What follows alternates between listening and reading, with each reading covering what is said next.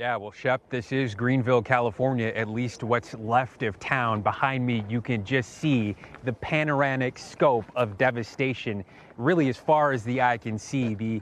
The library is gone. The fire station has burned to the ground. Most of the town, as you mentioned, about 75% of the structures in this town gone, and I mean completely gone. Just a minute ago, we heard a large thudding sound. Didn't know what it was. Come to find out, it was one of the structures had fallen over. This town now in complete disrepair. Red flag winds picked up that enormous Dixie fire, sent it careening through town as the flames, some as tall as the pine trees that are in the background behind me, leapt from building to building and really burned and charred this town to its bones. Now what's left, again, rubble. We see firefighters assessing the damage.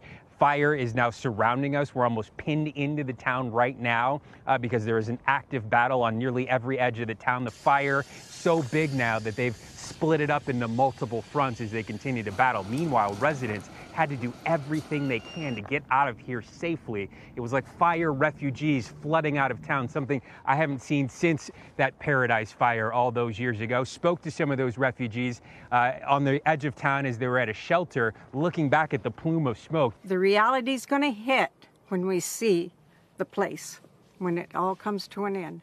Yeah, when we finally get allowed back in there, and look, it's either standing or it's a pile of ash. Yeah. That's when it'll hit us. It was scary.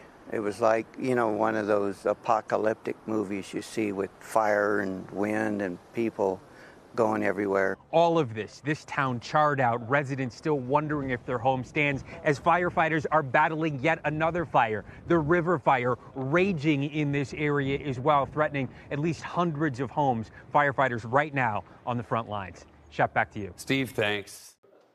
Shepard Smith here. Thanks for watching CNBC on YouTube.